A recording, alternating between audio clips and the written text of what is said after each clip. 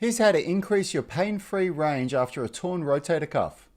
So anybody that's been watching my videos regularly, I've recently just torn a muscle or two or three or something in my shoulder, and it's not that bad. When you say a torn muscle, people usually use the term I strained a muscle, but you've torn a muscle. It just depends on what grade of the tear it is. So what I'm doing here, I'm just using this physio ball to really hit those sore spots, because what happens is when you tear muscles, or when you do a shoulder injury especially, the nervous system locks everything down. It tenses muscles up, contracts muscles, restricts range of motion to basically to try and protect it.